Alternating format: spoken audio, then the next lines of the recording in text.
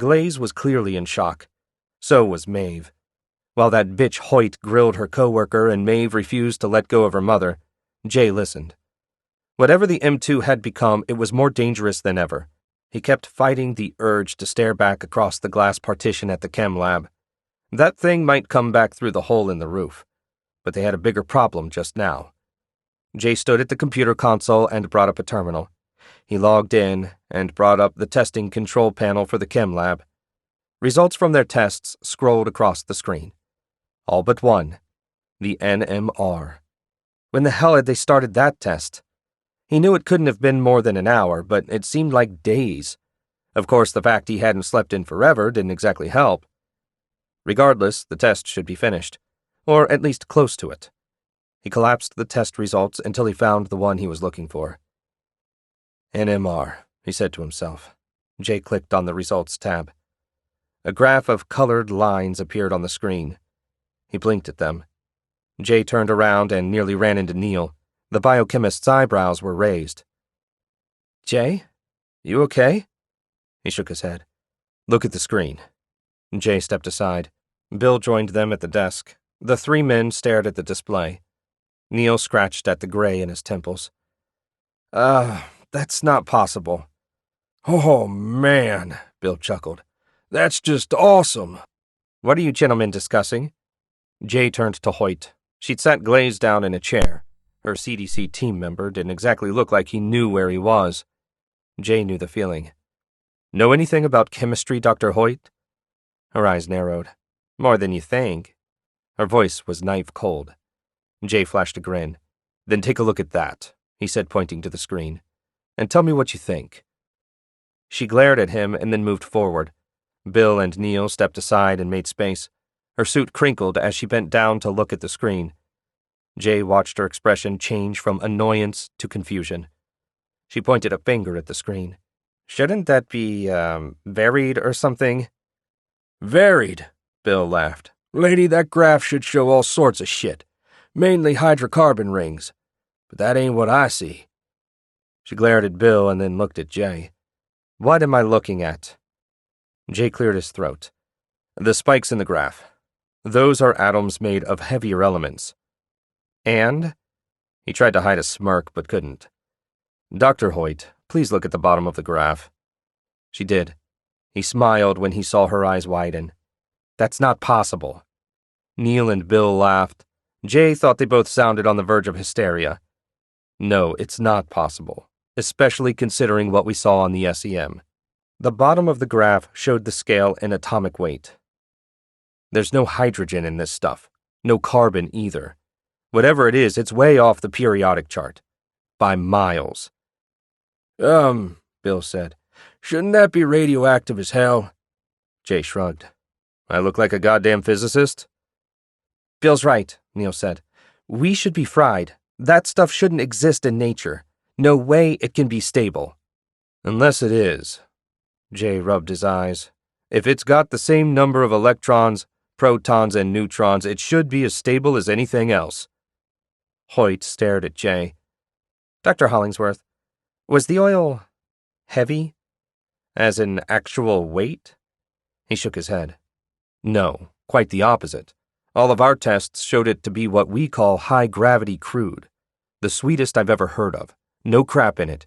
Just pure hydrocarbon goodness. Hoyt shook her head. The moon suit crinkled again. Then how is that possible? If the primary components are an element with that high of an atomic weight, it'd be impossible to even bring out of the ground. True, Jay said. He rubbed his hands together. Exciting, isn't it? The dour look on her face made him grin wider. Mania was at the threshold. Any second he knew he was going to lose it. Too many hours awake, too much insanity, and too many unanswerable questions.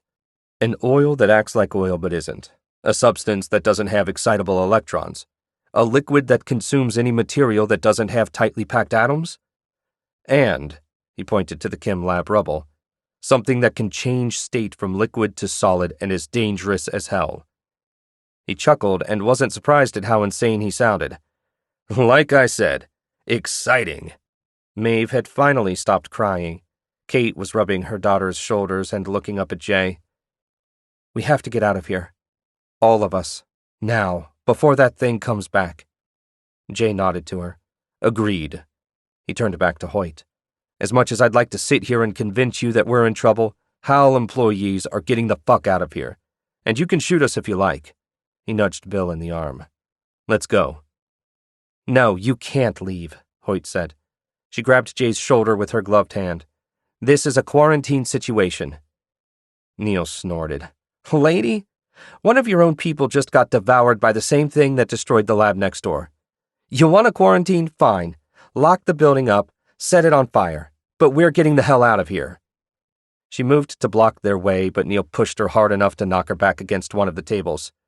Gentlemen, she yelled. It didn't matter. Jay had had enough. He shrugged off her attempt to grab his arm and headed into the hallway. Neil and Bill were right behind him. Hoyt, cursing under her breath, regained her balance and started to follow. Kate stood and pulled Maeve up with her. Her phone buzzed. She looked down at it, read the message, and then looked at Jay. Mike and Chuckles are in the foyer. Good. Jay pointed to the door at the end of the hall. Let's go see what Mike knows. Phone still in hand, Chuckles looked up as the security door to the lab area beeped and then opened. Kate and Jay, still dressed in their protective suits without the gloves and face shields, walked out. Maeve's arm was around her mother's waist. The kid looked terrified. Bill and Neil followed them. Two people dressed in moon suits popped out last. The security door closed and latched behind them. Chuckles looked back down at his phone. The alerts for the knock kept streaming in every 5 minutes. The temperature was over 90 degrees and still rising.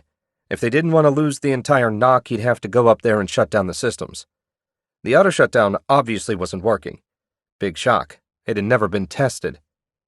He locked the phone and put it back in his pocket. Mike was already walking toward his disheveled scientists. Chuckles glanced at the glassed-in front doors again. Beyond that tunnel and the metal stand blocking their way, sunlight would no doubt be pounding the concrete in a few hours, even if it was only through clouds. He rubbed his eyes. Like the rest of the crew, he hadn't had any sleep in a long time. Okay, Mike said to the group. Someone tell me what the hell is going on. The woman in the moon suit glared at him. Mr. Beaudry, I'm Dr. Melanie Hoyt. Are all of your employees down here? Mike tapped his foot and crossed his arms. As far as I know. I checked the new building too, but... He gestured to Chuckles. He's all I was able to find, and no one else has come down. Hoyt bit her lip. Okay, she gestured to her partner. Dr. Glaze and I are part of the Houston CDC office. We are the first response team. And there used to be 3 of them, Kate said. Hoyt glared at her, and then looked back at Mike. The rest of our team is outside this building. They have cordoned off the area, and there is no way out of here until we have isolated the infection. Infection? Chuckles asked. The woman looked in his direction. Mike said Marie was infected. Hoyt nodded. Miss Krieger was taken to the Ben Taub ER. She was isolated, as were the EMTs that brought her in and Darren Strange. The knot of stress that sat in Chuckles' stomach tightened. How is Marie? She going to make it? We don't know, Hoyt said. We've lost contact with the hospital team. Kate shook her head. Bullshit. Chuckles? Mike? She waited until their gaze met hers. Darren called. He said... She cleared her throat, and Chuckles saw a single tear form in her left eye. He said everyone's dead. That something came out of Marie. The walls upstairs, the missing carpet, the incredibly clean elevator bank tile. The images flashed in his memory.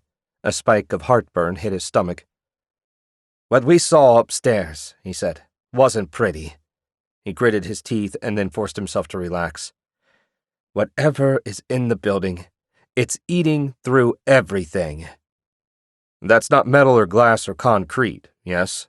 Jay said. Chuckles looked at him, but he wasn't the only one. The entire group watched Jay. It doesn't seem capable of eating through those materials, but it likes grit and grime just fine, and anything porous like sheetrock. He scratched at his arm. I imagine it likes skin as well. Chuckles pursed his lips. Well, I know where the damn thing is. Or at least where it was. Hoyt swung her head, her fierce eyes locked with his. Where? The knock. What is that? She asked. He rolled his eyes. Network Operations Center. It's where we keep all our computer equipment. The AC is dead up there. The servers are starting to overheat. I doubt it's a coincidence. He pulled out his phone and unlocked it. Yup, he said as he read the latest text. 100 degrees and rising. Kate and Jay traded a glance. What? Chuckles asked. Kate looped an arm around Maeve's neck. The girl was still too pale, but he thought she was looking better. It doesn't like heat, Kate said. Heat, natural light, halogen light. From what we saw during the distillation test, it'll catch fire at certain temperatures. Chuckles pursed his lips. Any idea how hot it has to get? No, she said, but it's probably not much over 120 degrees. This is all very interesting, Mike said, but it doesn't tell me how we're getting out of here. The CDC woman shook her head. Did you not hear me, sir? We are not getting out of here until I could tell the teams outside the infection is isolated. Isolated? Mike chuckled. Lady, if you saw what I saw upstairs, you know it's not airborne. Hoyt sighed. Sir, you have to understand, what Ms. Krieger had was extremely virulent. Her body was in an accelerated state of decay. If something like that was communicable, a city like Houston could go into an epidemic in a matter of days, if not hours. Well, Mike said, that doesn't exactly do us a goddamn bit of good right now, does it? I want my people out of here, and I want them out of here now. Call whomever you need to, but get us. Something crashed on the second floor. The group jumped as one, their eyes immediately scanning the ceiling. No one moved. All Chuckles could hear was the sound of everyone's breathing, and that was only a distant whisper compared to the pounding of his heart. Hoyt's radio came to life. A body stiffened, and then slowly relaxed. Dr. Hoyt? A tinny voice said in her helmet. Chuckles could barely hear it. This is Hoyt. What's your situation? The voice asked. All known personnel are located in the evac area. We have one team member missing, presumed dead. Presumed? Glaze whispered. She glared at him as she spoke. No known disease vectors at this time. However, we have a situation with an unknown assailant. Over. There was a pause. With each passing heartbeat, the sinking feeling in his stomach increased. Chuckles was absolutely certain the next thing the voice said wasn't going to make him or anyone else happy. He was right. Dr. Hoyt, this is a Code Red situation. I repeat, Code Red. Ben Taub has experienced an outbreak of some kind. The entire first floor of the hospital is deserted, but there is an extensive amount of damage to the interior as well as equipment. We are moving to evacuate the higher floors. Until we know what caused the damage in the hospital, Hal is under forced quarantine. Do not try and leave the premises. Over. Chuckles shook his head and muttered, Fucking assholes. Hoyt blinked at him. Control, Code Red acknowledged. However, we need more personnel. There will be no one in or out of HAL until the situation is resolved. Over. She took a deep breath. Understood, Control. We are in contact with the personnel aboard the PPE rig Leaguer. They have a similar outbreak ongoing. We are hoping we will have more details soon. Give us a sit rep every 30 minutes. Over and out. Hoyt out, she said. You work with some real douchebags, Chuckles said. Hoyt said nothing. Well, Mike said, want to tell us what a Code Red is? Or do I just take it to mean we are royally screwed? Glaze giggled. Mr. Beaudry, your instinct is dead on.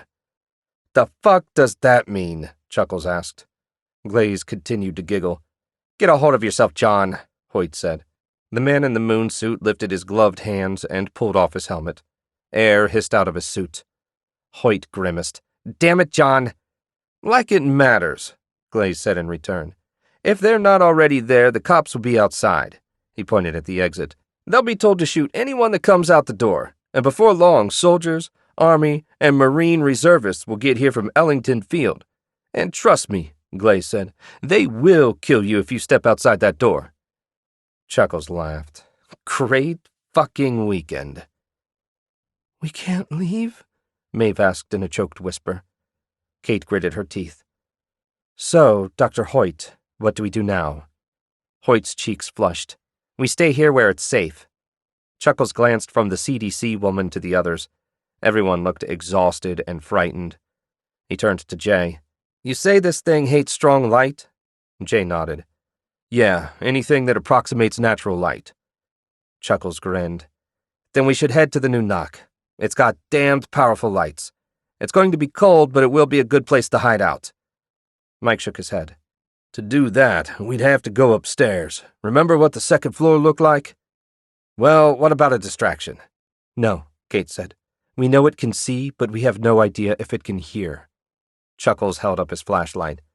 This is a good old, power-chewing, heat-creating halogen flashlight, and we have more of them upstairs.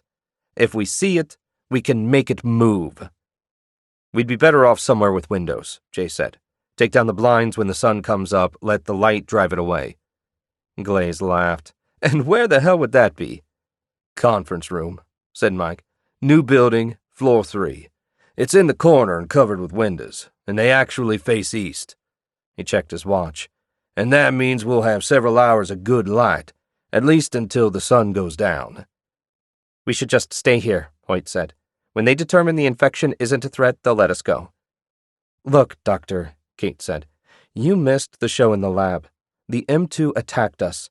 It's going to figure out a way to come down here, and when it does, it's going to absorb us just like it did the other member of your team. She's right, Glaze said. I saw it in the hallway. Mel, it'll kill us.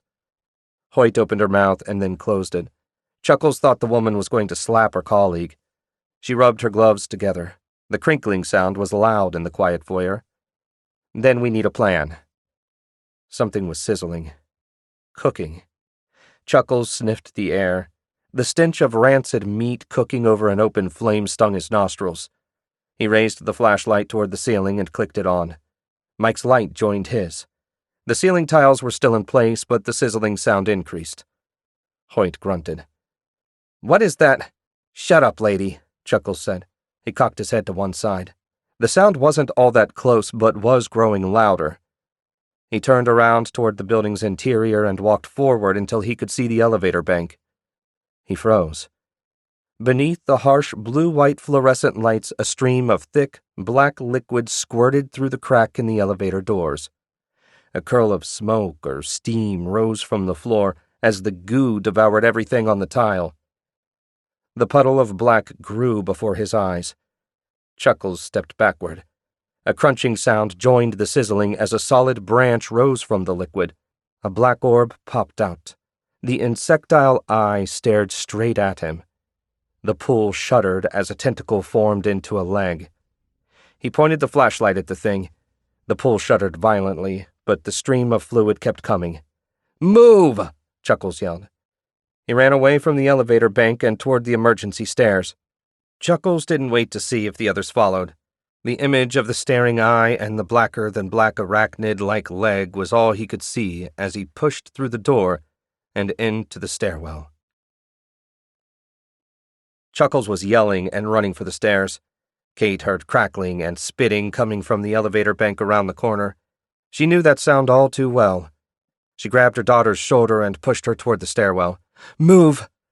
At first, Kate wasn't sure Maeve would, or could, but the girl got her feet under her and started to run. Kate pushed her forward and kept a hand on her shoulder. The emergency door started to close when Maeve smashed her shoulder into it. Kate heard something pop. Maeve cried out but didn't stop running. Maeve took the stairs 2 at a time, her right hand holding her left shoulder. Kate wasn't sure, but she thought her daughter was screaming. It was difficult to tell over the pounding of her heart and the sounds of yelling and terror behind her. When the stairs turned at the platform, she snuck a peek toward the door. Bill and Neil were halfway up the steps, Mike close behind them. Kate felt Maeve pull her arm and her attention snapped back to the stairs. Maeve was moving faster and Kate struggled to keep up. Her daughter was in pain, but she was nearly on Chuckles' heels. When they reached the second-floor platform, Maeve slammed into Chuckles' back. He yelled in surprise, but didn't turn. Instead, he pulled out his security card and flashed it in front of the reader. It beeped. He opened the door and held it. Go! He yelled. Maeve ran through, Kate right behind her.